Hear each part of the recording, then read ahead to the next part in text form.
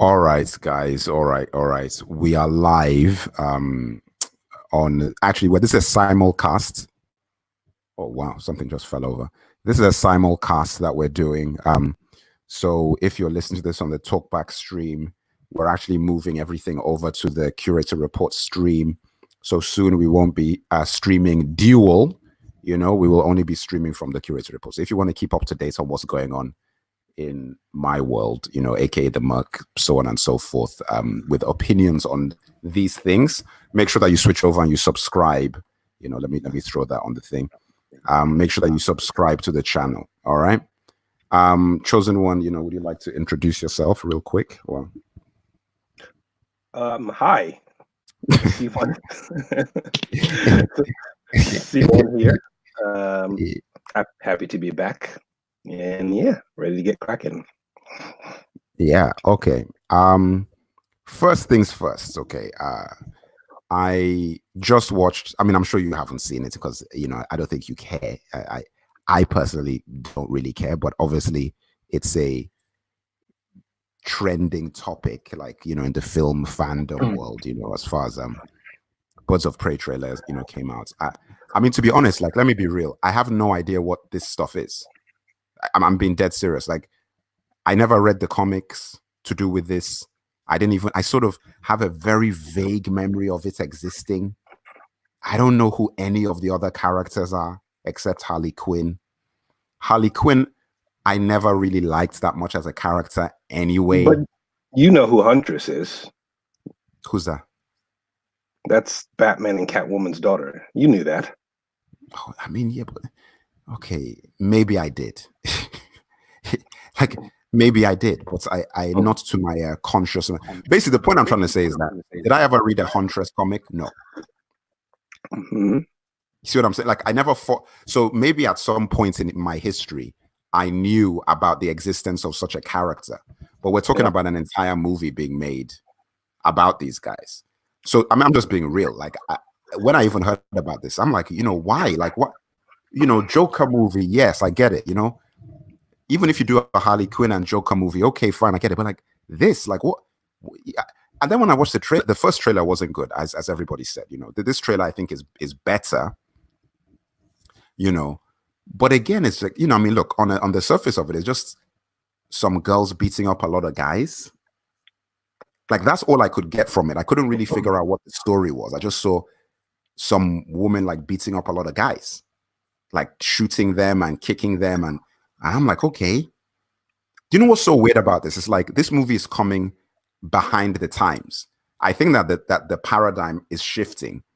So this sort of thing is actually not going to be popular by the time this movie comes out, because of what Joker. It's already no. It's already not popular now, and it's for the very reasons that you mentioned. Because this is no different from Charlie's Angels.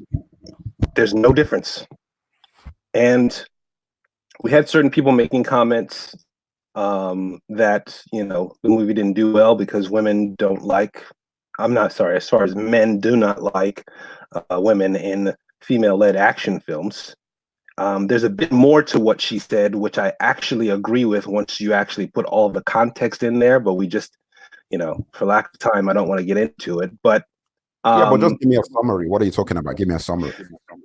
So the director of the film, she made the case. Now, initially, I had read that it was a very blanket statement without any context. That just shows up on one of the website feeds that, Charlie's Angels failed because, men don't like to see women in female-led action films, and obviously that statement on its surface is incorrect, as you know.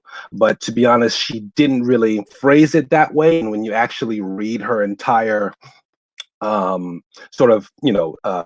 putting everything in context, as far as comics are pretty much a male sort of dominated arena, and when you try and put something like what she directed up against like other female-led action films like Wonder Woman and let's say some of the films that you and I would list to sort of debunk that blanket statement, that I mentioned earlier, right? Like T2, Aliens, G.I. Jane. I mean, those were the films that were coming to my mind when I read that sort of summary that I saw on that site. But she does have a point when she says, those films still sort of exist in that male-dominated world. So when Charlie's Angels comes out, because obviously comics, so when Wonder Woman succeeds, a lot to do with that, right? When Terminator 2 succeeds due to what Linda Hamilton did, or Furiosa, Mad Max, and all of that stuff, males pretty much. It's guys, man. It's guys. Yeah, it's is. guys. It is. But I guess to her point, which I 100% agree with, and I'm actually glad she put everything into her statement. Charlie's Angels is different because that you were purely banking on girl power to go and watch that, and that's not going to work. With this, you're barking up that tree. Technically, it is comic book characters, so I don't think it'll bomb in that way, but all the same symptoms are there. Do you know why this movie is not going to flop as much? I'm going to tell you one thing. Sex appeal. Margot Robbie is still playing with that sexuality thing. Well, they had sex appeal in Charlie's Angels too.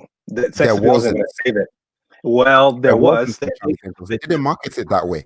Charlie's Angels was not marketed at all. When you looked at all the trailers, all the things, for a guy looking at those trailers, like most young men are going to look at the Charlie's Angels trailer and be like, why would I go and want to watch this? 17-year-old boy? Why is he going to go to watch Charlie, that version of Charlie's Angels? They're just, but you see the Birds of Prey thing. There's Margot Robbie is still playing with that thing. Every scene that she's in the trailer, it's still very sexy and blah blah blah and all that sort of stuff, suggestive. So a young 17-year-old boy is going to watch that and be like, yeah, I want to go. I'll pay to see that. Not everybody, obviously, but I'm just saying that the threshold is a lot higher for this than what she did. So when she was saying all of that, I actually completely disagreed with their philosophy, because I was like, wait, hang on a second.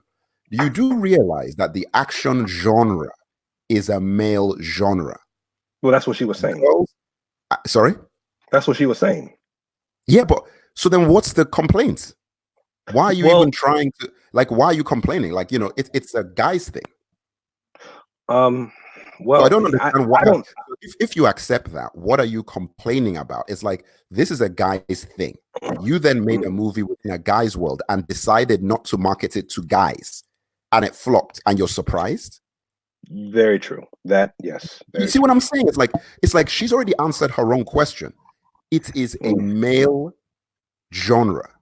You made a female-led thing in what you acknowledge is a male genre, and then decided with your infinite wisdom to not market it to men, and then complain that men didn't go and see it. And I'm just like, what are you talking about?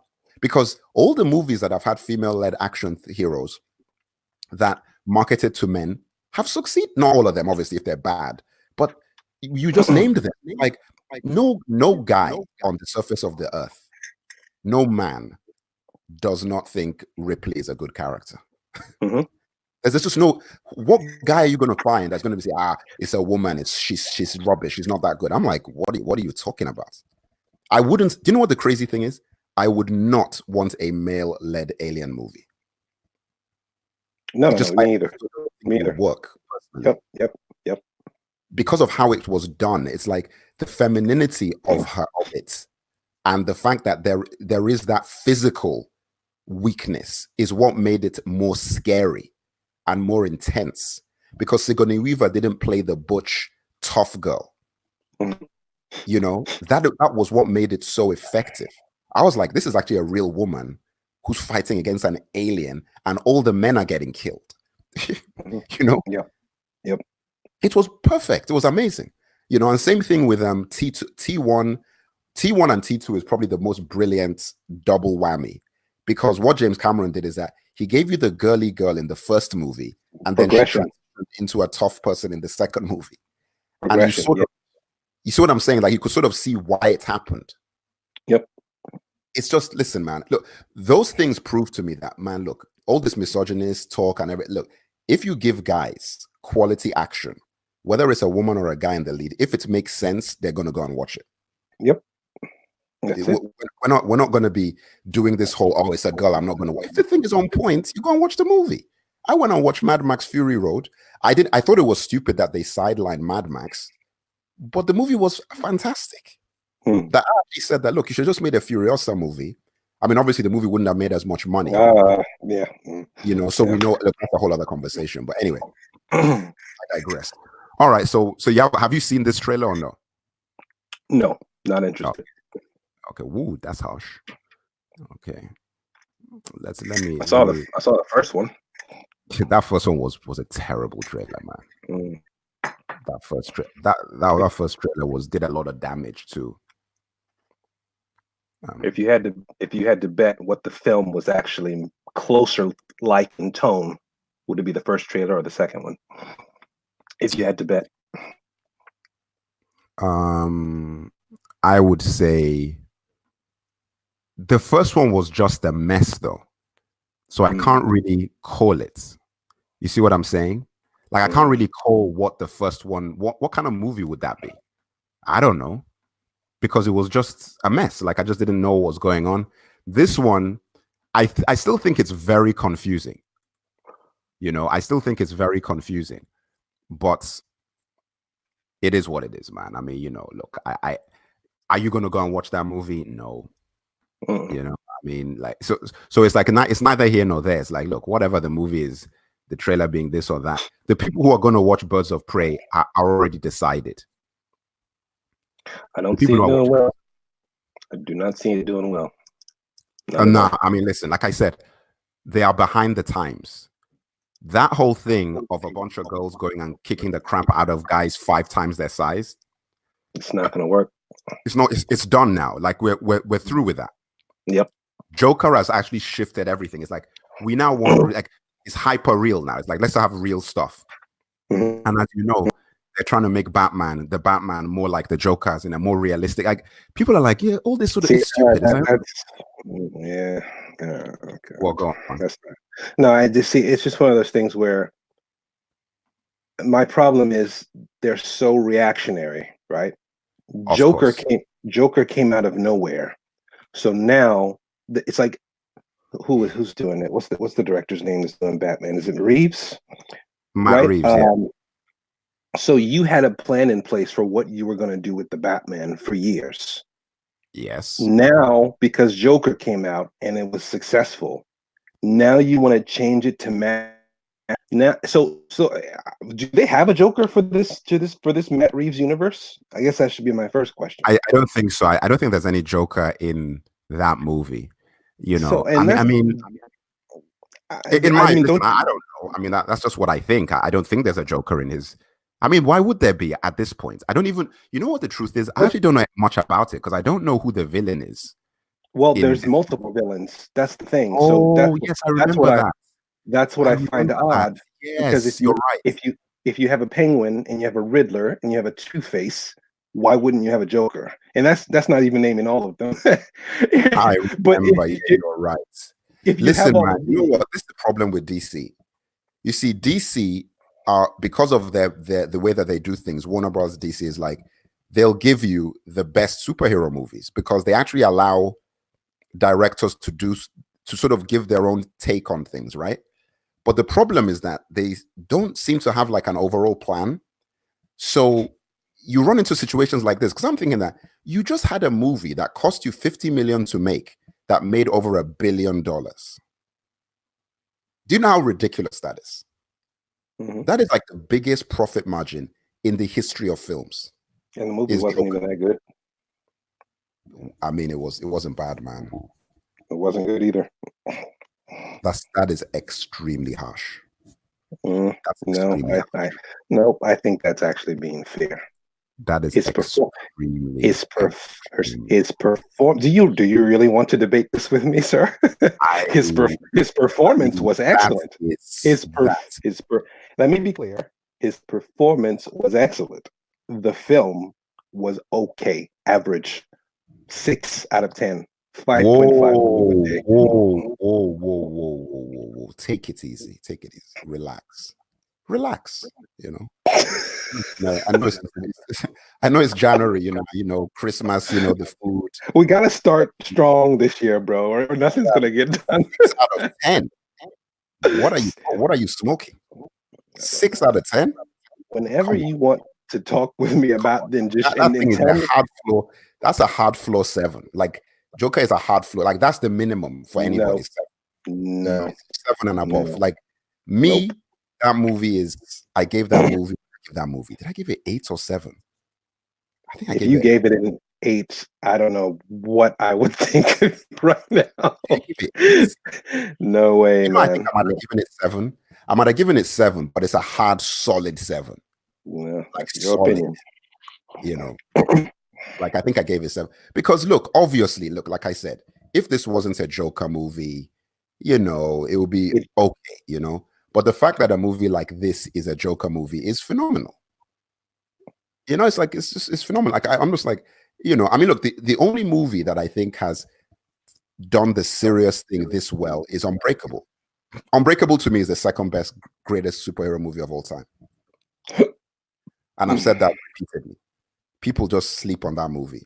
Unbreakable is the second greatest superhero movie ever made.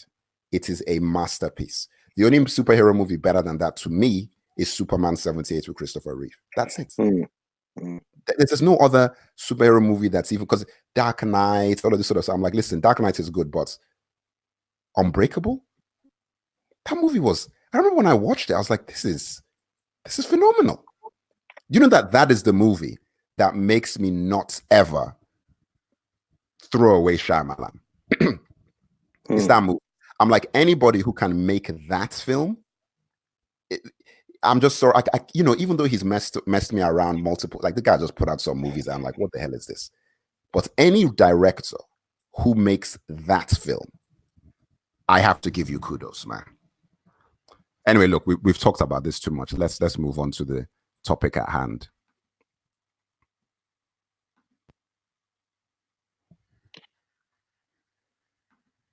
All right. Mandalorian. Okay. Thoughts? So I'll just right off the bat give my rating for the season. But before I do, I think we should rewind and recap and reiterate some of the things that we said in prior weeks. Was, we needed to see where the story was. I think you and I were in total unison on that. What's up with this kid? What's the story? Let's see. And now, for real, therein lies the problem for me, because those questions were not answered. And now I will not accept, not saying that they will claim this later, I will not accept any sort of comment from anyone, Favreau, Taika, anybody, saying that that there's a story already in place and we're just looking to execute it. You're not. You're making it up as you go along, because that ending did not give any sort of closure at all. You drive a hard bargain, man. You drive a hard bargain. Is there anything I said that is incorrect? I mean, look, see, that's the thing, right? I'm not saying that you're wrong per se, but to say that they're making it up as they go along, that is a bit harsh. I don't think they're making it up as they go along. I mean, they've strung it along. Listen, do you know what the truth is? Let me just be real with you. I'm going to be real. The story for Mandalorian is very thin. Okay? It's thin. However, if I go to my 12-year-old self, I'm very satisfied, because I just wanted some action. I wanted to see flamethrower, grappling hook, laser pistols, shoots, action pack. Like there's just some things that I was like, can I just see this, please? Because the main movies have given me none of that. And now I've got a TV show with a guy, rolling around, doing the thing that you always sort of fantasized about doing when you were young in a Star Wars universe. Like, that is where I'm coming from with this. Like, I get what you're saying, but I feel like But I also get where you're coming from. But see, being satisfied, you took it to another area. That's not what I'm talking about here. And I would also say that you're pseudo making the same mistake that a lot of people are making in regards to other franchises when they said, "Oh, you should just be happy when you get something like this, and not complain about some." See, your level of satisfaction mirrors mine. I am also satisfied with this series. I was just making my case for my rating because I have been accused on this radio show already 10 minutes in of being harsh. So I'm just laying the groundwork, okay? So No, fair enough, fair enough. Look, I can accept that. I mean, I think that we have to be able to critique the things, even the things that satisfy us, or we're not going to go anywhere. Or that sort of mentality creeps in of how you should just be grateful for what you're getting here or there or here. That's for me. That's not enough. That's not enough. I've heard Have Hope say on many times it's about the story, and the story is one of the because I mean, this is the world of storytelling, and I think you should appreciate this more than anyone. And if it's about storytelling, and I'm looking at your story, and it's not really that good, despite how much I'm enjoying it, you gotta say it. You can't just stick your head in the sand on that particular point. And for me, yeah, but what that's I'm saying very is this, man. You see, this is the thing. Did you ever watch Kung Fu, David Carradine? yes. Very similar, man. Where the guy used to just go from town to town doing. I mean, listen, that's not what this is. This is supposed to have a stronger through line, right? But Correct. so fine. But what I'm saying is this, right? At no point have I not been entertained. None of the episodes were downright boring. Everything I was entertained throughout the whole season. What I'm saying is that for now, it's season one. If they do this for season two, then I'll have a problem, right? But for the first season, I'm just like, for the love of God, like after all the pain and suffering that Star Wars fans have gone through, just give us like this is listen. I get that. Oh, you know, you're accepting this because of the quality is so low that you'll take anything. I'm like, okay, fine, man, fair enough, you know. But it is what it is. Like like look, Well, these what is that? episodes, right? There are already iconic things that happen in this season that have stuck in my mind. That is a great achievement. And let's not even talk about Baby Yoda. Well, we're gonna have to because I there's a mean, danger. There's a danger in that going forward. But what's the danger? that isn't going to be sustainable long term. It isn't. So you can't look. We'll get to that later. Okay, just please remind me. Let's not, forget about that. But back to my rating for season one. I think it gets a solid 7. Solid 7. For me, the story is a big, big letdown. As far as damn, man.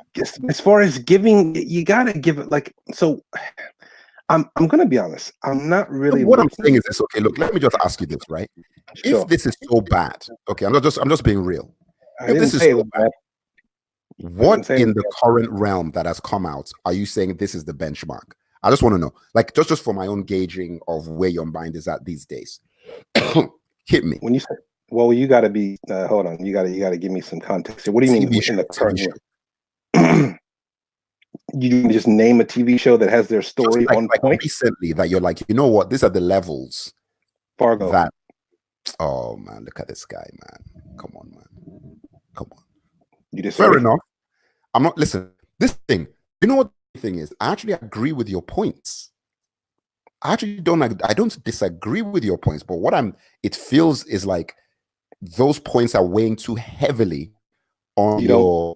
Wait a minute. Hold on. So now I have a question for you now. So when we're talking about the different components of a television or a film series, how heavy do you think the story should weigh in the overall rating of that project? Give me a percentage. Say that again. How heavy do you think the story should weigh in the overall rating of that project? Give me a percentage. I would say at least story should be, at least 70%, 60%, 60, 70%, 60%. 60%. So then I revised my rating for Mandalorian season 1. I give it a 4 out of 10. I'm joking. I mean, look, man. But I mean, come on. Okay, so you said 60. Cut that in half. That's 30. You should have no problem with my 7 out of 10 rating then. I just want to be clear. That is my only beef with this. It's a big beef, and I hope you would agree that it's a big beef as a storyteller. Or never mind, sorry, that's someone else. But that's a lot. That's a lot. You should really have no problem with that. Okay, Aquarius man. You see, this guy is more. Look, Mando is an 8 out of 10. You see, I mean, I got to roll with what Aquarius man is saying. Okay, this is an 8. Yeah, I mean, I can just listen. And the thing is that this is the weird part, right? I sort of agree with you. Like, I agree with your points, but I'm just going with my instincts as a Star Wars guy from the back in the day. This is what I wanted to see. Okay, but Merc, hold on, man. Okay, go ahead. Marvel films are theme park movies. Okay. We've been saying that for 10 years. No one listened, and it took Scorsese to say it. Yeah, no, we have. We've definitely been saying it. Yeah. It took Scorsese to say it for anyone to even listen, not hear it, but just to listen to that critique. So when you say that, what you just said was this is what I wanted. That's what the Marvel fans are saying about the theme park films. This is what I wanted, even though 90% of those Marvel films are almost completely void of story. Look, those guys that give Pierre and Mess 9 out of 10. Chosen. Yeah, okay. Chosen. This thing is an 8 floor. It's a floor. Listen, remember what I said? Joker was a floor of 7. Mandalorian, it can't get less than 8. No, it can't. You said 7 for Joker. No, I said 7 for. Oh, did I say? No, I said 7 for Joker, I think. Yeah, that was you. The minimum 7 flat. I said floor for that. But this thing, I'm like, how is this? What did you give it? 6? No, I gave it a 7. I gave it a 7. 7. You know what? I can accept 7. I can actually accept that. I could go lower. I could justifiably go lower, but I won't. 7. All right, look, let's break down these episodes. Do you even have a sheet of the episodes? Let me pull up these episodes. Let's break this down. Let's get deep in here. All right, hold up. 4 was when everything started to go bad. Let's do this properly. Come on, look. Hold up. The Mandalorian. Let's get into this properly. And I'm gonna change your mind. Is there any way we can? Okay, well, no. Never mind. Is there any way we can what? Well, I asked you for a request last time because I'm going to pose a question, and I think it's important to have a female perspective on here. I'm not sure. Yeah. No, we will. I will be trying to get a female talk back viewpoint soon. Like, this for me, like, this is a new format, so I'm trying to get into the flow of this, and obviously moving talk back over to curator reports. So once I can get situated, then yes, we're gonna be trying to do a Sunday show that is more like the classic show. Remember the classic? Yeah, I hear you. But I hear you. I agree with that. But it's not possible to get them on this show for the purpose. Right now, no, I can't get them on this show right now. But I see what you're saying. You're right. But let's start looking at these episodes. Chapter 1. Okay, let's hit chapter 1. Listen, man, this thing to me started strong. Yep, started real strong. I mean, I saw that first episode. I'm like, it wasn't the peak. Like, I'm not going to look at it and say, oh, the pilot was the best episode and it all went downhill. It's actually, there were some better episodes later on, right? Agreed. But the thing I liked about it was it definitely felt very connected to the end of Jedi. Yeah. You see what I'm saying? Yes. Like it felt very connected to the end of Jedi. Like I was watching it and I'm like, you know what? This is very, I can see how, you know what, like the Empire has been destroyed. You see what I'm saying?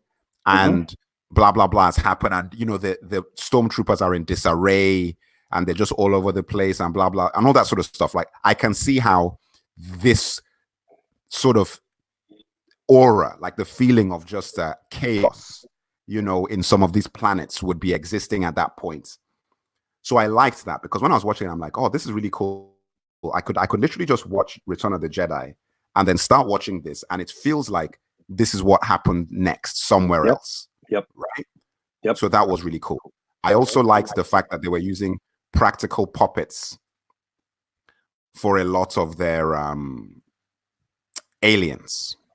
So I noticed that immediately, you know, I was like, okay, that's really cool. I like that, you know. Yep. When we look, let me let you talk. Like, go ahead. Tell me, give me your views. I mean, I don't disagree with anything you said. I mean, it's one of those things where they actually achieved that. Again, I think we've talked about this before. Once you are coming off of something that has been, let's say, in the wind for a number of years, and you want to, you know, put another film or TV show project out, and simply stating that it takes place X number of years after the last thing we've seen, it's you're going to have to show it. You're going to have to sell it, if that makes sense. Ryan Coogler sold that with Creed 1. Not so much Creed 2, actually not at all in Creed 2, but when you watch Creed 1, especially some of those training sequences and you see Rocky outside of Mickey's gym, it actually feels like this is a continuation of one of the later Rocky films. That it basically feels like it's within that world, and that takes a skill. They actually did that in a relatively short period of time, just with it, and it doesn't even take much, man. When you see those stormtrooper helmets on those pikes, and like they're almost ornaments or being sold as souvenirs, that literally tells the public that the Empire's done. Because there's no way that would happen if Empire rule was still, you know, that's like, you know, selling a federal pendant. I don't know if you're aware, in the UK, you can't sell keep rolling, because I'm just sorting out some stuff. But keep going. I'm listening. Keep going. Okay. Well, yeah. So, like I was saying, it's like you can't sell like the seal of the president of the United States. It's illegal, or you know, other sort of like or a Senate badge. You can't sell those items. You will go to jail. So it's one of those things when you see that in the bazaar, and it's got that dirt and that grime on there, you can tell that, you know, obviously the Empire's no more, and it is literally not martial law. It is literally the Wild West, as you have, you know, stated in the past. So episode 1 came around, and it was pretty much all set up as it should be. So when you see, you know, Carl Weathers in that little that little Predator sort of homage scene in the intro there, you can tell that this was going to be good, even though nothing fantastical was going on. You can just tell that, you know, just based off of the props and, you know, the shots and the set design, you know, you don't really need to have a character doing something crazy on screen to know that something big is coming just by seeing simple things. You know what? You know what's so funny though? I'm one of the few people who picked up on Predator. Like, I'm looking at guys, I'm like, how can't you see this? Like, the moment I saw that scene, I was like, this is Dylan with little hearts to get the job. Of course. And I'm just like, and you see, this is the thing about it, right? I think that it's even possible that they did that subconsciously. Maybe they even did it subconsciously. I mean, I don't think so, because you're casting Carl Weathers. No. And you're putting him in as he's playing basically the same role, you know, essentially, you know, the guy who's organizing the jobs, and like, I'm sure that they knew what they were doing, you know. And let's give a shout out to Carl Weathers. This guy has, okay, he really, this guy has given us 80s acting. Just good old, very simple, straightforward, to the point, and look, everything you're saying, I agree with everything that you said, 100%. Like, I actually agree with all of that. Like, I feel like episode 1 really, it wasn't the best episode, but it made me want to come back. That was the point. That was the whole point. Yeah. I mean, that ending with the robots, what's the name of the robot again? I keep forgetting. Yeah, I don't know. Robots. What's the name of that robot? Let me find it. Hold on. Where is it? It's IG-11. Okay. Yeah, when the IG-11 scene and all that, and then obviously the ending where you see Baby Yoda for the first time.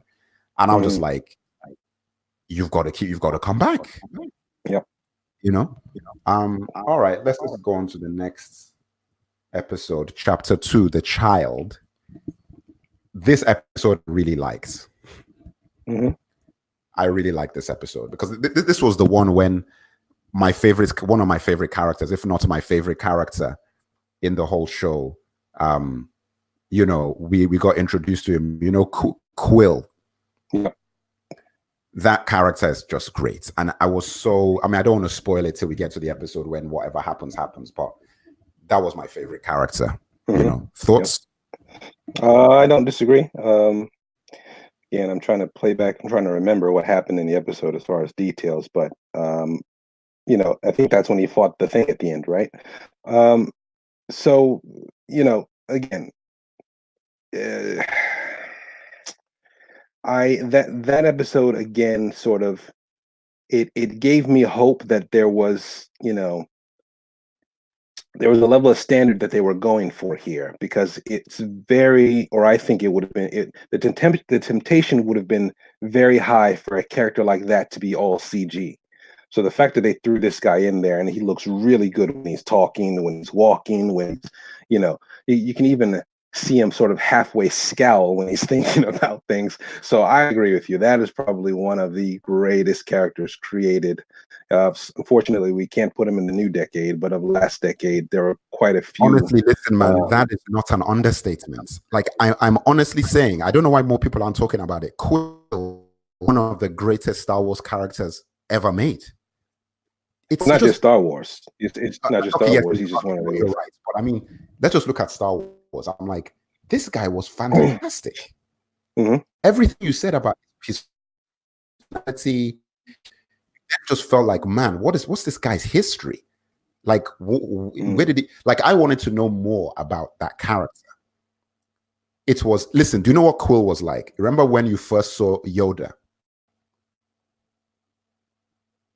That was what it was like for me when I first saw Yoda for the first time, and I was like, "Wow, man, what is this? Like, this is this character you've never seen before, but it's interesting. Has his own background, has his own motivations, and all that." It was just really, really strong, in my opinion. But wasn't this the Jawa episode where he fought the Jawas? Or am I wrong? Can you hear me now? Yeah, I can hear you. Okay. Sorry, man. I think I broke up. I'm not sure if you heard me. I was trying to. What did you say? No, I think I sounded like you were breaking up, but thinking maybe it's my connection. But go on. I actually didn't hear the last 30 seconds you just said. Okay. Aquarius Man is asking, did you watch The Witcher? Not yet. That is on the docket. So subscribe to the channel. We will be, we'll be taking care of The Witcher at some point. It's on catalog, so I've got to have a day when I can binge watch that one, and then we'll definitely do. Actually, have you seen The Witcher? Not yet, and it's one of those things where I actually got that recommendation from someone who I trust. Actually, we're speaking about Star Wars, someone who worked on Star Wars, and it's for me, I don't think I'm going to get to that anytime soon, because it's one of those things where, and please don't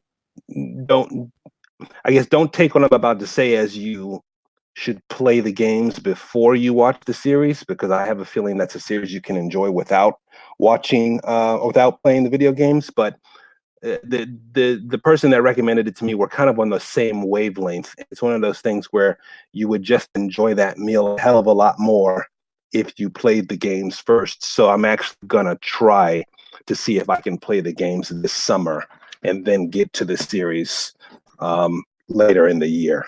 I'm actually gonna do it in that order. But yeah, I hear you. I hear you. Whoever suggested that, I do need to go on that, but I'm gonna do it in a proper order. When I say proper order, I'm just for me, so that I have the maximum enjoyment. Yeah, no, I mean, my Have Hope has The Witcher, and I just haven't had time to play it. Like, I just, Yeah, listen, yeah. my gaming back catalog is so big. Do you know how bad it is? I'm going to tell you something that's going to blow your mind. Do you know when I bought GTA 5? I bought GTA 5 in 2012, 2013. You know, I haven't finished that game. Wow. 7 years I've been trying to finish that game, and something will happen. I'll get busy and whatever, and then it just fades away. I've got MGS 5. I haven't even started it. I played Ground Zero, so I played the prequel part, and then when I got the game is here. I'm looking. It's in my living room. I haven't played that. What other game have I? I haven't even gotten close to starting Red Dead 2. Yeah. I am backlogged. Like, so I'm just waiting for a period when I can just be free of all the stuff I've got going on, so I can really get into it. It might not happen. Anyway, let's just get on to episode 3, The Sin. I don't remember. Oh, yes, I do remember this one. This was a crazy episode when all the Mandalorians showed up. Do you have a synopsis pulled up for each one? Yeah, I've got a little synopsis. This one is the battered Mandalorian returns to his clients for his reward. That is when he goes back, and then he decides not to let them have Baby Yoda. Right. Thoughts?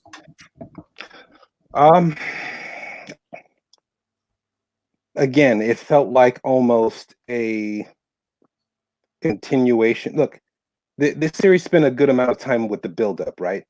So again, this episode in particular sort of planted the seed that I don't think fully sprouted later on, that there was something up with this kid in which we were going to know what that was later. And that answer that never came.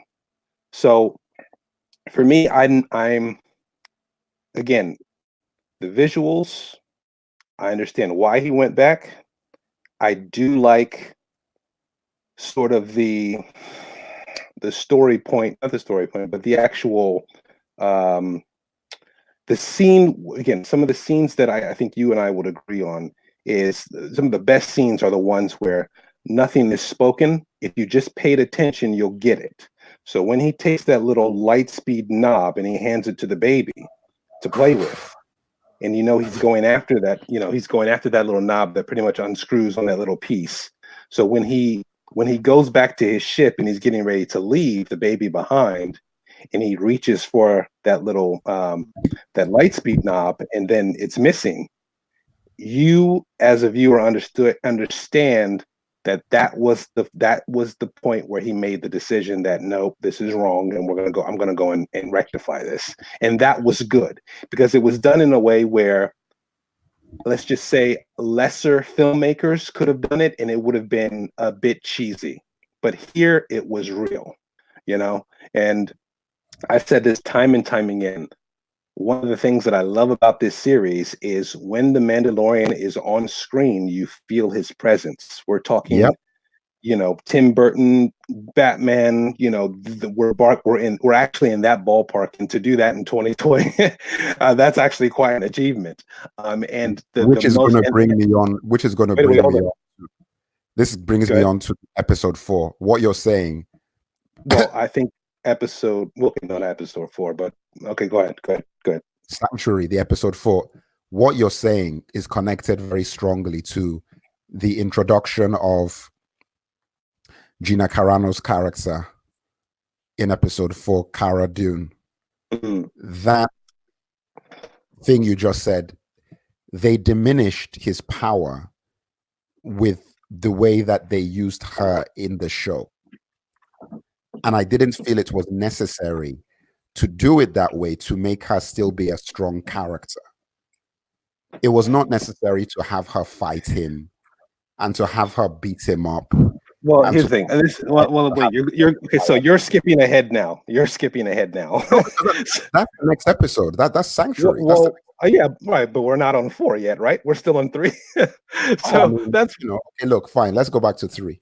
All right. Okay. Well, again, I just wanted to drive the nail home. As far as what this particular episode was meant to do in context of the grand scheme and the bigger picture. This was supposed to plant the seed of why this kid is so important, like the actual explanation, not so much the what's obvious or what's on the surface. Obviously, if you can get a young Jedi under your belt, that being is important. But we're talking about the actual, and then also we have to get into some other details as far as if this baby exists and he has Force powers, then there's a glaring inconsistency in greater scheme and bigger picture that we also need to talk about, because that doesn't make sense. You're kind of barking up the X-Men sort of universe when in the first film they say that the powers are actually triggered by what do they call that thing when you go from a child to adolescence? Puberty, right? They say it's triggered by puberty, but then we have 6-year-old kids with powers. It's like that's something's not right here. So again, these are things that, frankly, Merc, I pay attention to that other people don't. And I think honestly, it's a blessing and a curse, because in my view, or on my side, when I'm putting together a story, these are things that I remember, and I make sure that all the I's are dotted and T's are crossed.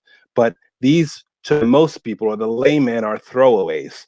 But back to episode 3 before we move on, because honestly, we do need to speed up here. But episode 3, again, and it reinforced the Mandalorian's presence, and I love the way I love the actual scene where he actually, without words, decided that I'm gonna go back and get this kid, and it wasn't cheesy. I loved it. Interesting. Let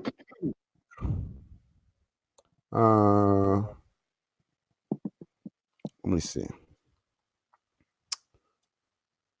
I mean, I think, look, I agree. I mean, like, I have no disputes about that. I agree.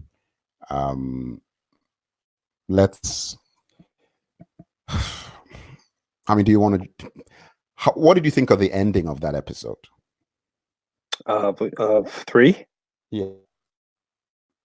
So again, I'm going off of memory here. I've only seen it once. So let's say, he goes in, he takes everyone out covertly. Solid Snake rescues the baby. I mean, I think it was fine, but again, I to be honest, again, I wasn't. That episode, I think, was most important for the reasons that I mentioned. I'm not sure what you're referring to specifically by when you say how it ended. Like, what do you think of what are you saying there? What are you getting at? No, just the the scene when all the Mandalorians came to save him. Yeah, gotcha. Yeah, yeah. I mean, it was. Look, I honestly don't think it was needed. I think if you just had him go in there, see, it's one of those things where, I get that it's a brotherhood, right? I get that. But I think it would have been more effective if you had him go in there solo and sort of reacquire the package by himself, and sort of escape, not necessarily take on the whole guild, but just getting out, just like barely, just by like sneaking away from hiding behind things, or escaping on a transport back to the outskirts to get maybe a taxi back to his ride, etc. But I don't know, I think that was just a nice little showpiece that they tried to put together, and let's just say I wouldn't have made the same decision. I mean, I agree with that. I wouldn't have either. I personally, I didn't like it. Mm-hmm. I thought it was just grandstanding for the sake of grandstanding. I'm like, what's the point? Because the idea that you're propagating is that these are lone wolves, So then to just have this whole team come, I'm like, it was cool to watch, but it wasn't something that, I mean, look, do you know what I think it's helped with? It's helped with solidifying what they are, So for the sake of the future, when they want to go different directions with the story of Mandalorians and stuff, we've seen them all together. Because the idea being that Mandalorians had fought together before, So it wasn't like they've always just been bounty hunters, just going one off, They have fought before. You see what I'm saying? So from that point, it's like, okay, they wanted to just show them together and how they fight and all that sort of stuff and give you. But you got it. Yeah. But again, this is sort of where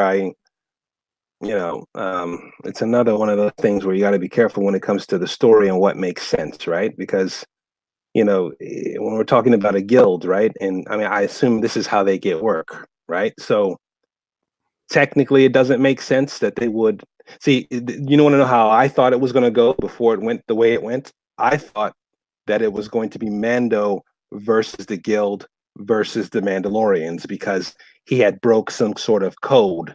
We're talking John Wick excommunicado. That's what I thought was going to happen.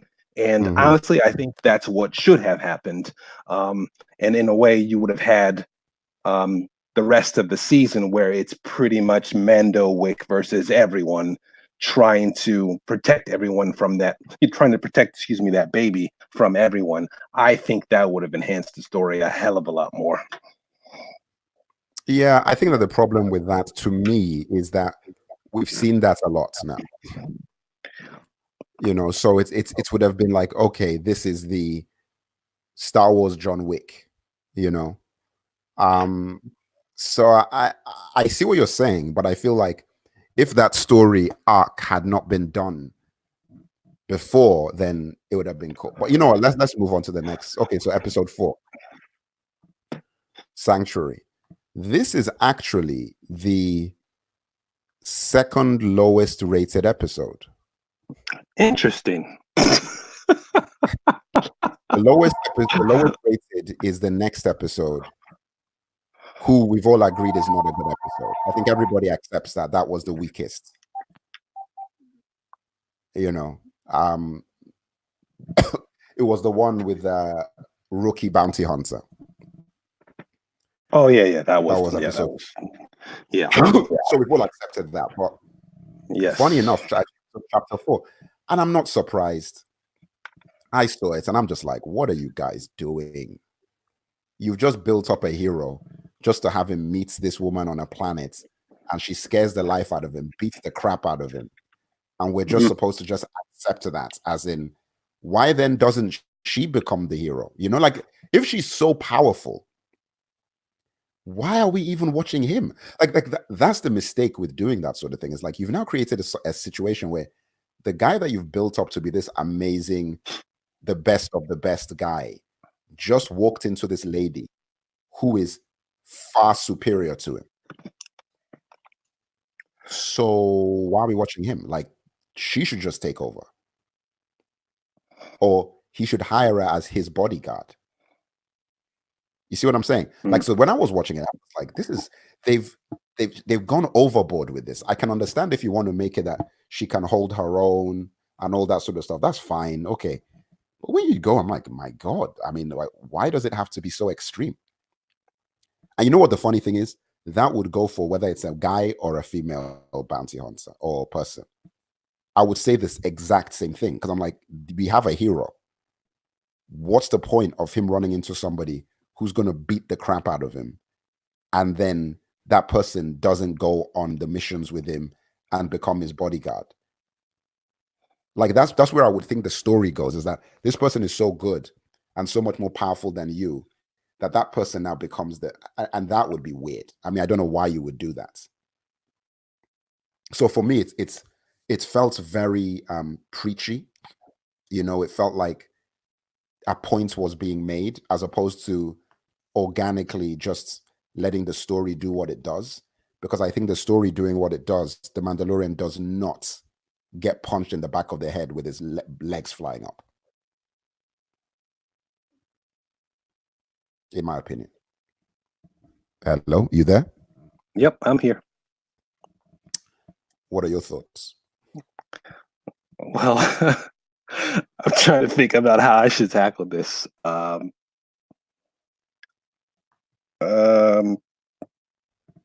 Probably one of the worst episodes. And I think I'll just start off with, at the peak. So Gina Carano has to go. She cannot come back next season. She cannot. When I think we talked about this after I saw it. I think I was an episode ahead of you at this point. She literally brought down the momentum of 3 episodes single-handedly. And I agree with that. I agree with that. And it's one of those things where, and we're talking about why the episode was so bad, and I know we have it as the second worst ranked, but I'd be interested to, not from you, but from others, I'd be interested to know why that is. Why was that episode ranked the second worst out of all of the others? Because I would argue that the framework there, as far as the story points, has it on par with, some of the best episodes. Why is that ranked the worst? And if it is for the reason that I'm thinking, I have, I've got a question, Merc, and I really want you to pose this to any, because I know we're going to do shows in the future. I don't know if I'm always going to be here, but I need this question to be posed to female listeners, female contributors, and I really need an answer. Okay. How do you hold female actresses accountable without ostracizing them? How do you do it? Now, the reason I just to give you an example about as far as where I'm coming from, okay? I've been Black a long time, okay? And I've worked in professional environments. I know where it's predominantly white, and it's one of those things where I've been in the minority. I've been the odd man out, so to speak. I've never been treated that way, but you get what I mean. And the thing is, in those environments, there is sort of like an unspoken code where you have to really be on top of your game. And any sort of the stereotypes where it comes to Black men. And if anyone were sort of to fit those stereotypes in a traditional professional environment, the first people to call out that person would be someone within that group. It would 9 times out of 10 be another, let's say, Black person that says something to that individual, right? So my question is, how, if we're to move the needle forward with women, right?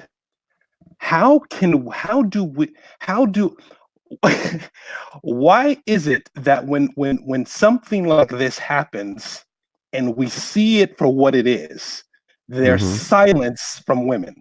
There's no talk at all. I would love to get to a point where, and the reason I'm saying this is because I've said this on other shows. If you replace Gina Carano with a proper actress who should really be in that role, do you know how much better this show would be? This show would be miles better.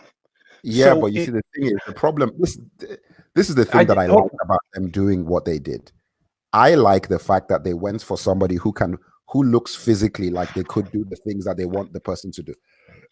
Wait, but now we got to slow down and get specific. Now, when you say physically, like what? Give me an example of what physical act Gina Carano or her stunt double did that you don't think a Numi Rapace or someone else could do. If I see somebody who's a bounty, Numi Rapace, I would not imagine, if I'm being honest, as a bounty hunter. unless she was operating as in a different. This is where the problem lies. I'm going to tell you where the problem lies. The problem lies with the root of what they wanted. They wanted a bounty hunter that would beat the crap out of Mandalorian. They wanted a bounty hunter that is strong physically, a female that is stronger than the men and can beat up the men. You remember what she did to that alien, which I'm going to talk about later, because they built up an alien species that is so strong that even a mechanical door couldn't kill him. And then in the next episode, she's beating him up. I'm just like, this alien is literally indestructible. And you've got this lady beating him in a duel.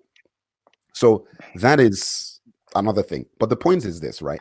Once you're starting from the point of wanting the character to be capable of doing certain things, I agree with finding somebody that physically looks like they could do those things. However, my issue is with the initial decision to want to have a character that would do those things in the first place. I'm like, there is no way on the surface of the sun that I believe in a world like this, there is any woman that would be beating the hell out of a seasoned male bounty hunter of that level. This guy is supposed to be an elite bounty hunter. So what are we talking about here? You know what I'm saying?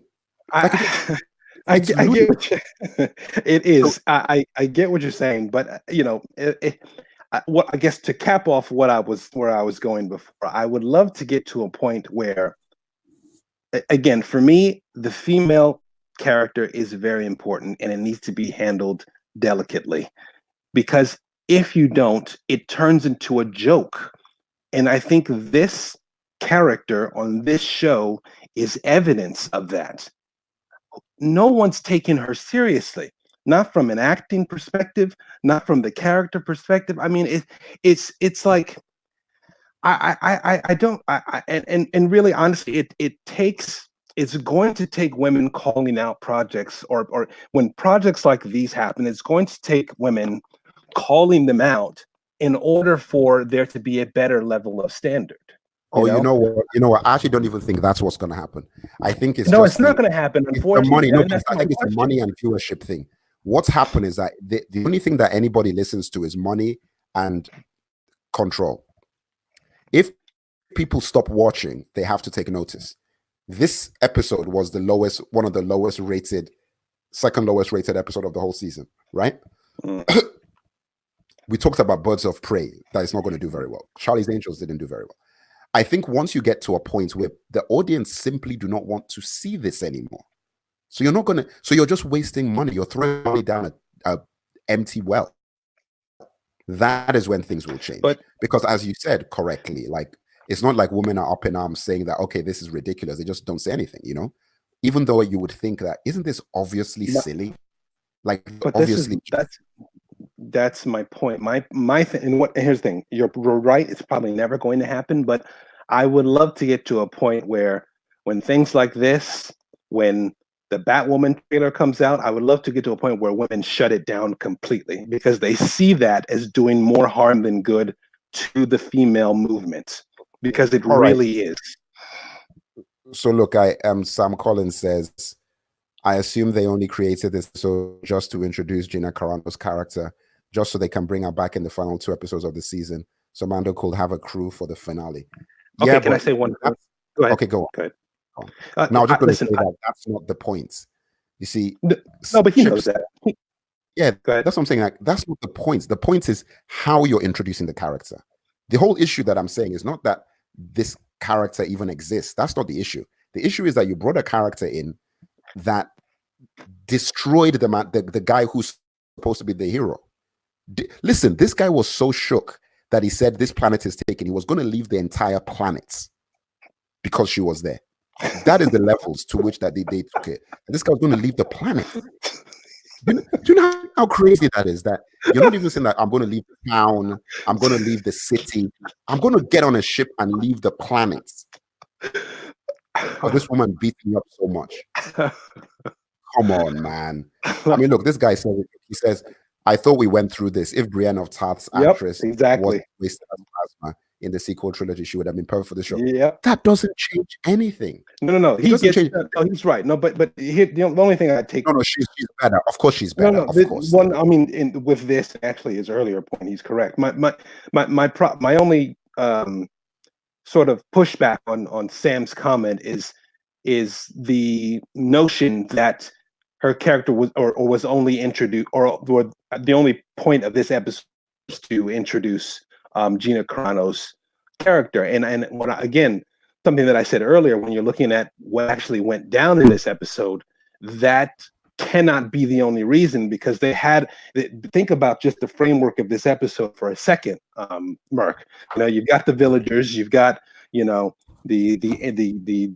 native sort of scavengers on the outskirts that are invading, and then you've got bounty hunters and this big AT walker that's come. Look, man, this episode had a lot in it, so it's just one of those things where you could have killed two birds with one stone, introducing a powerful female character in an episode that actually had a lot going on. And I would argue that this thing actually had the components or the framework to be one of the greatest episodes of the entire season. But again, because of one person, this thing fell short on many levels. I agree that it's had a lot of potential. For me personally, as the second I saw that fight, I knew what they were doing. And then it just got silly. Like, just through the whole thing, I'm like, okay, this is just dumb. Because it's hard to watch when you're like, this is so disingenuous that how do I take anything else seriously in this episode? Exactly. How do I look, like you said correctly, how do I take this character seriously? Yep. Because the entire embodiment of this character doesn't make sense. It's like, if you're that, do you know how strong she is? She's literally unbeatable. She's indestructible. So I'm like, what are you doing just hanging out on a planet? You should be like, you know what I'm saying? Like, somebody of that power level should not just be chilling in a bar somewhere and have no direct, like, it's like she just teams up with him because she has nothing better to do. You see what I'm trying to say? It's like, you've created a character that is so unbelievably powerful that for her just to be just floating through the galaxy doing whatever is crazy. Did you see that in that entire time that we saw her in this season? Like, she barely lost, like, she didn't lose a fight. She was not like, except maybe when they got pinned in that building. Anyway, we'll get to that episode. So that's where I'm coming from with it, is that, look, they didn't need to go in that direction, and she still would have been strong. She still would have been effective. I think that once you create a hero, the hero should not be getting beaten up by one of their own people. The hero should be getting beaten up by the villain. His name, Gustav Fring. That's who should be beating Mandalorian up. That's the way it works. It's like, this is your hero. The guy who's beating him up is the villain, the main villain, which then makes the villain so powerful, because then you're saying, my goodness, the only person, if the Mandalorian can't handle this guy must be big time. You get where I'm coming from? Or if you wanted to make the villain a woman, then the villain, then that fight doesn't bother me anymore. You see where I'm coming from? Like, if the main villain is her and he gets just destroyed by her. God, no. God, I'm just going by logic. I'm just saying that then I actually have less of an issue with it, because you've built up the hero. So the only person that is messing this guy up is the main villain that he has to figure out a way to overcome. I'm with you. Then I'm like, okay, how well are you executing this? Then we can get into the acting thing and narrative and all that sort of stuff.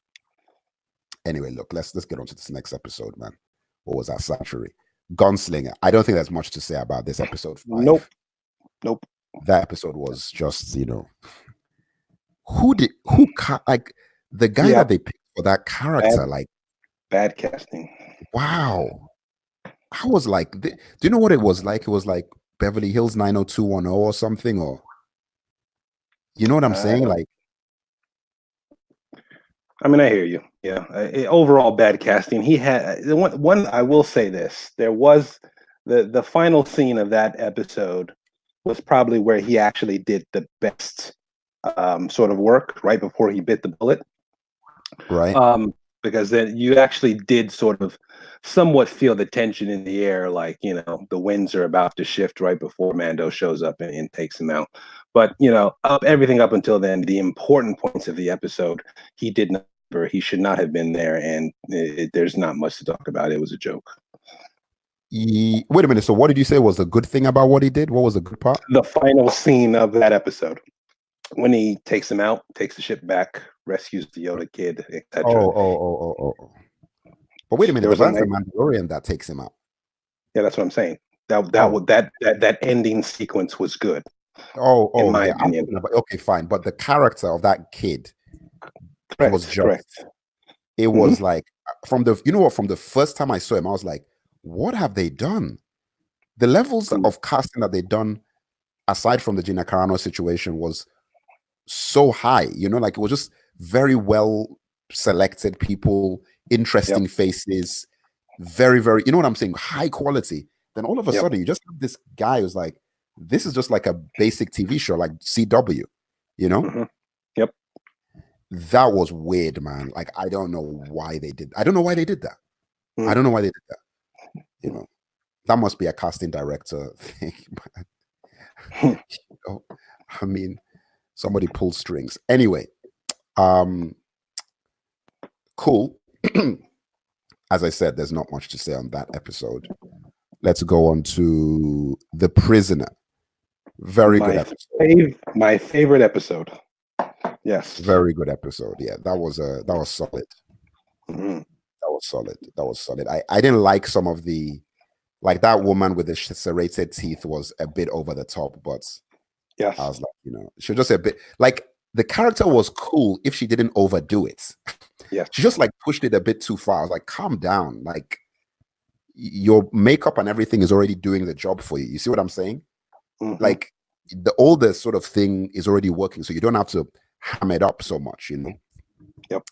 But yeah, no, it was a very, very good episode. Very good scenes that I remember, and that was the episode where that really strong guy, which I thought was a crazy scene. When Mandalorian tried to chop his head off with the door. Yep. And then he just held the door. Yep. And I was like, oh my God. Like, even for me, I was like, damn. I think you need to run. Like, this guy you can't kill him with everything he threw at him, the flamethrower, the door, nothing phased that guy. And then, as we know what happens in the next episode with our good friend.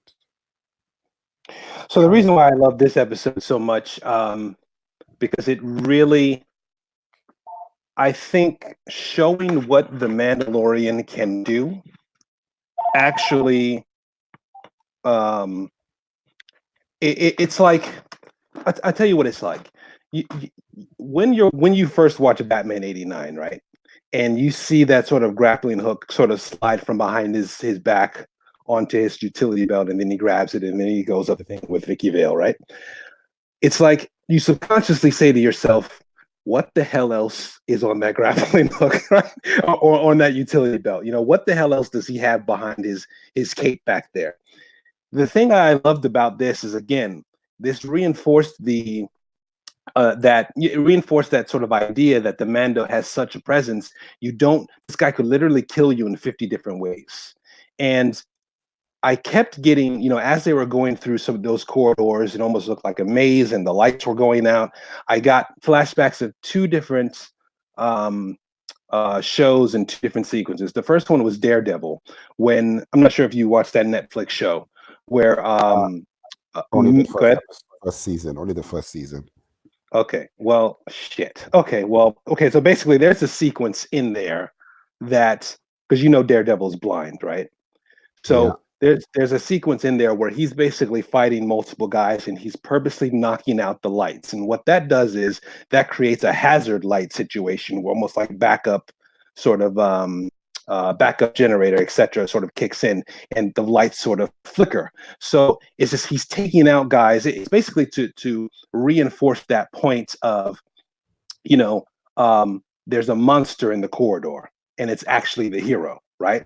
So you've got Mando, who is technically locked into this pseudo space prison with fugitives, and he's outnumbered, and you got a guy who's 10 times stronger than him, 2 times bigger than him. You've got this, crazy, you've got this pink lady who's very eccentric and who's throwing knives, etc. And then her brother who, just sounds evil. The point is he's locked in there with bad people. I think the deeper point is that Mendo is actually of the same ilk, and you start to see him slowly take out one after the other in that same sort of visual aesthetic of, lights going out, or I think it's the red hazard lights within the sort of corridors, and it's one of those things where it's like it's actually a pleasure to see him take them out one by one, and it's that classic sort of Watchmen line that Rorschach has when he gets sent to that prison. He says, "You guys don't get it. I'm not locked up in here. I'm not locked up in here with you. You're locked up in here with me." And I got that sort of feeling when he starts to take those guys out one by one. And to be honest, I wish they had actually fleshed that point out a lot more. But for me, it was enough.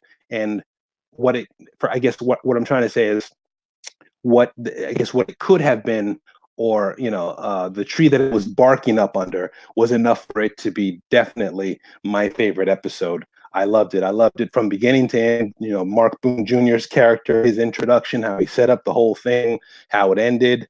I think it was great. Who was the Mark Boone character? The guy who pretty much, he landed on his space station and told him where the prison was, and right, yeah, from Batman Begins. Flask. Yes. Yeah.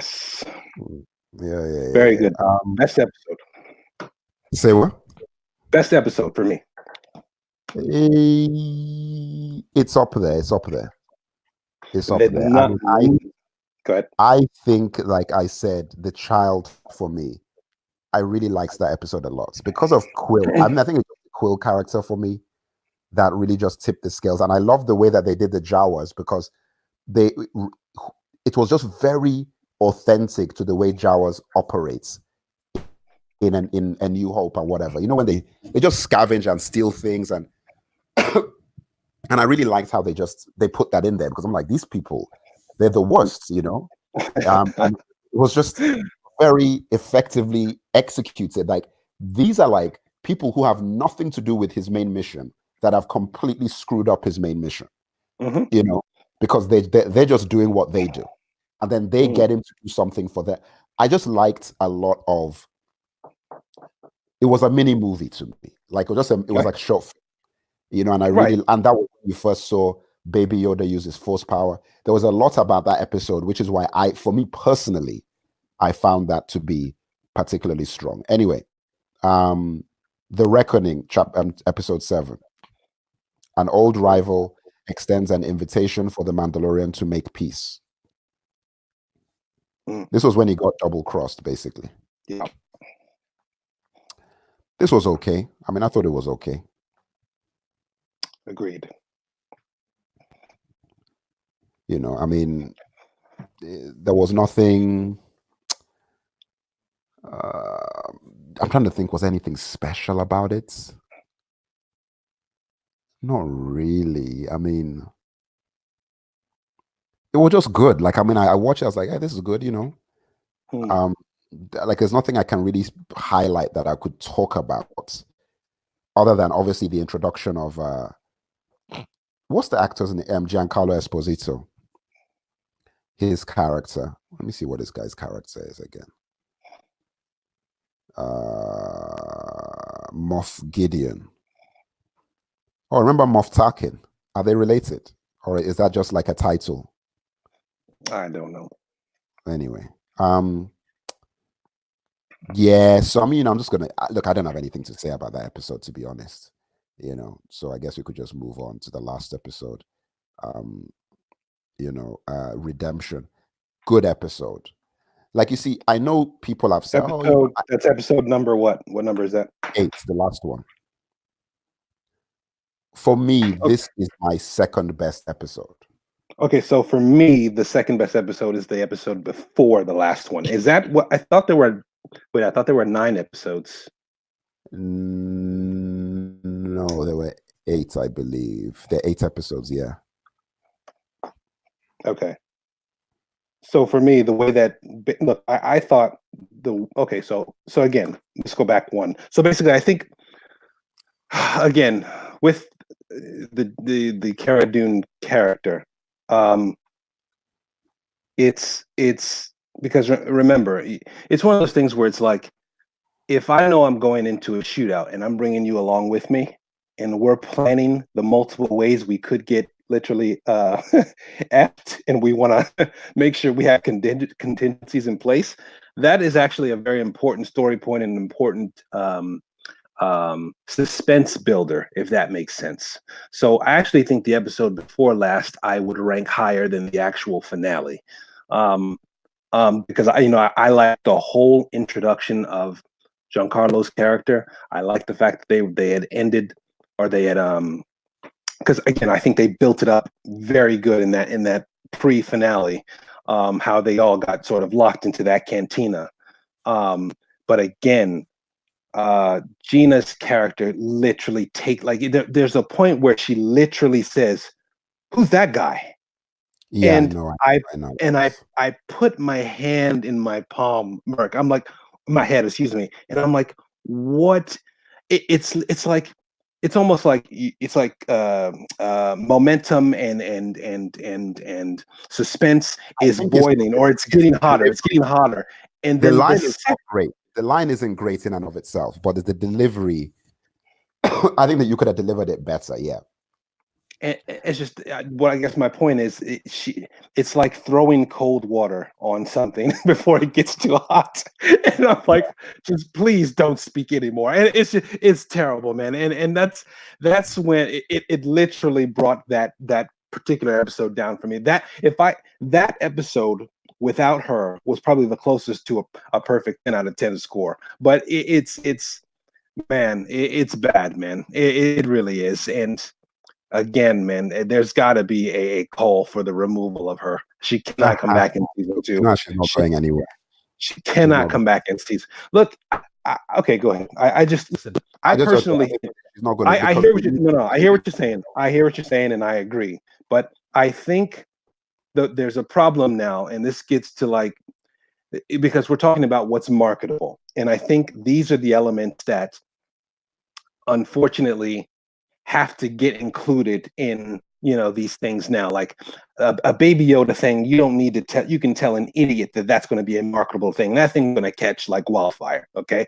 The next thing you have to have in your show is the token black guy. The next thing you have to have in your show is a female character who is a step above all the other male characters in every single way, in the way she thinks, in her physical actions. She has to pretty much outperform the males, and that's just the way it is. People are going to get tired of that. Okay, I'm just letting you know. I agree. That is what I've already said. I said I think people are already tired of it. Like, I think we're sick of that now. Like, it's so disingenuous that I think people are like, you know what? We've had our 6 or 7 years of that. It's cool now. Can we just go back to the way to just back to some normality? Because and the thing is that, look, we're never going to go back to the era of the 80s and early 90s where women are just running around screaming and being carried, and that was stupid. Even I thought it was dumb. I thought that was ridiculous. I always hated those characters. I was like, what is this nonsense? Like, why are they? They're just like screaming and like, wait, I'm like, this is stupid.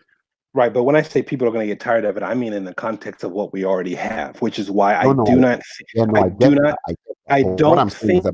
it's going back to what it was. I don't That's see. not what I'm saying. That's not what I'm saying at all. What I'm saying is I don't think that the elements that propelled you through the Mandalorian season 1, I don't think are sustainable long term. And this is why, a lot of shows, when they start off and they're hot, and then when the ratings dip off and it sort of goes awry, and then it's like people can't explain why that is.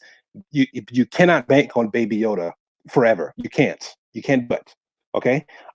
If this is why I think you and I agreed going forward in season 2 that the story had better be on point going forward, right? Because then people are definitely, it's like my point is people are going to start to wean off if you do the same thing again. So there's got to be something fresh in a season 2, because those elements that are technically marketable that'll get people in the door, it's not gonna last.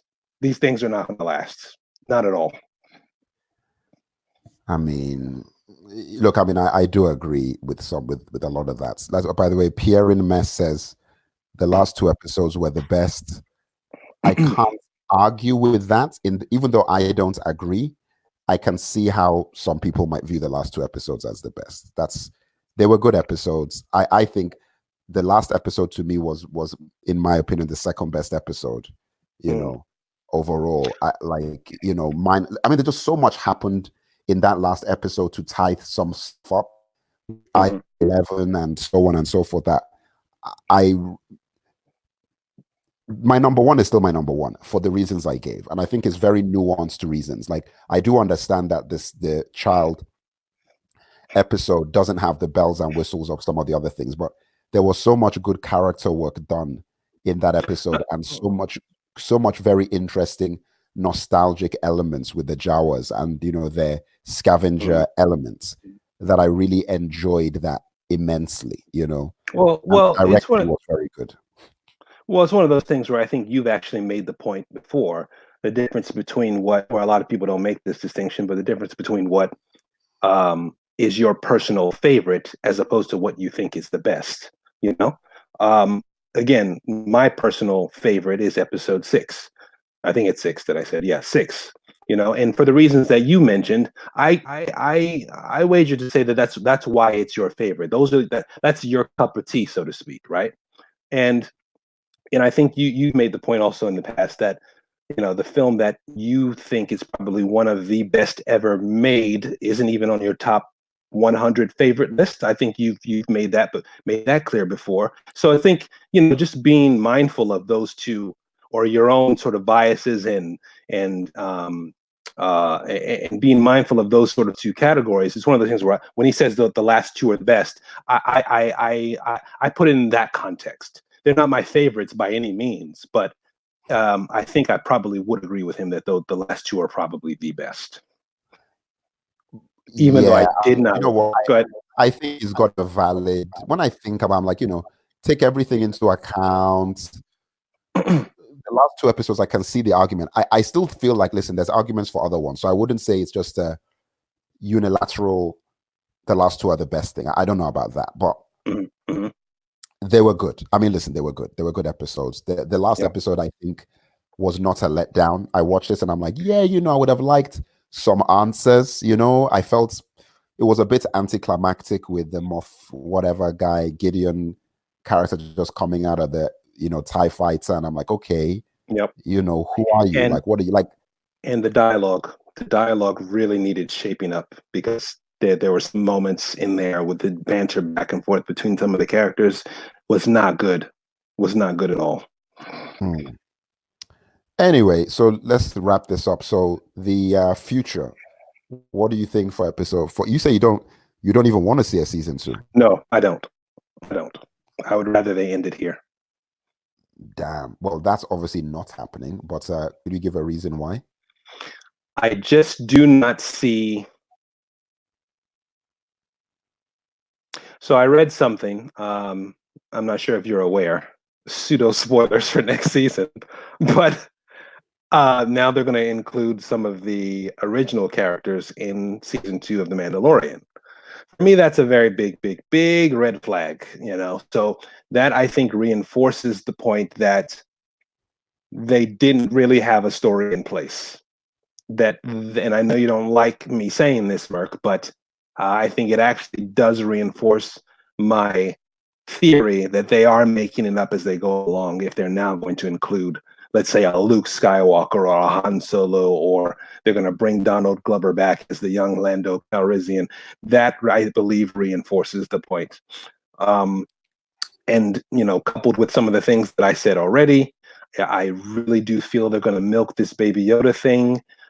Even though there were times throughout the first season of The Mandalorian where you're not really doing baby things, you're actually doing like toddler things, and then you're doing, it's one of those things where, again, these are things that people don't really notice or people don't really care. But for me, I think they add a bit of they add a deal when it comes to actually believing what's on screen. All right, because I mean, I think you would agree with me. There are things that are being done by that infant that were not baby-esque. Okay, I mean, come on, it's come on, it's like I don't know the what would you going to call it, physical anatomy of that specific species, but if you're crawling in one episode, you can't speak. You're looking around like, okay, it just screams innocence. But then when I see you sort of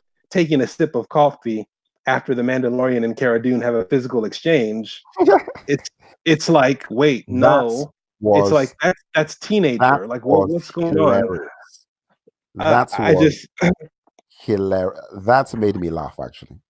The way he was drinking the drink, I was like, I that was wasn't laughing hilarious. at all. No, it wasn't. It was not.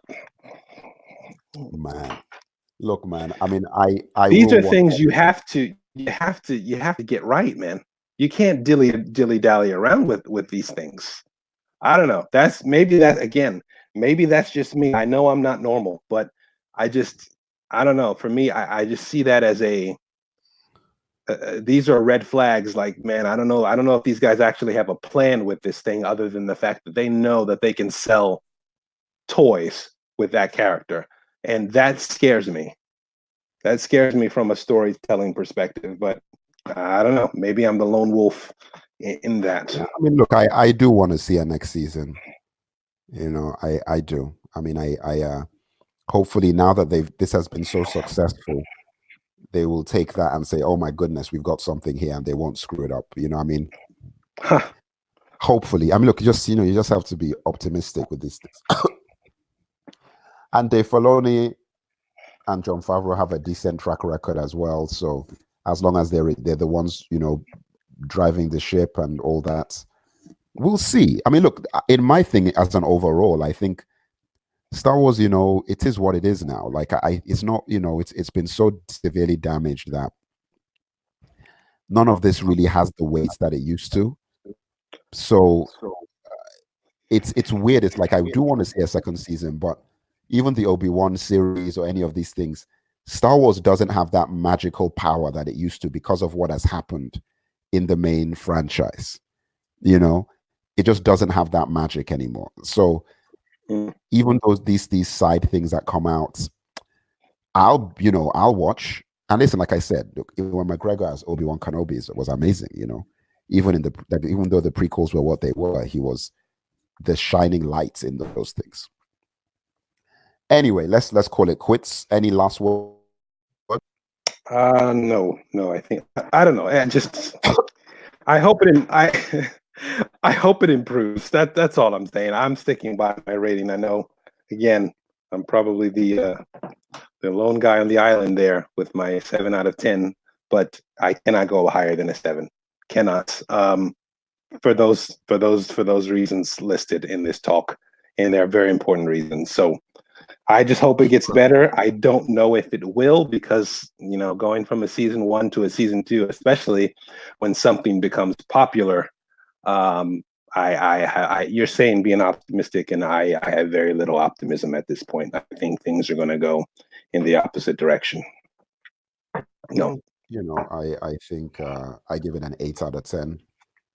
Like I said, I was very satisfied. I think obviously it could have been better, but for what it was, I was really happy with it. And I'm looking forward to a second season, as long as they clean up some of the stuff that, look, it's got to have a story now.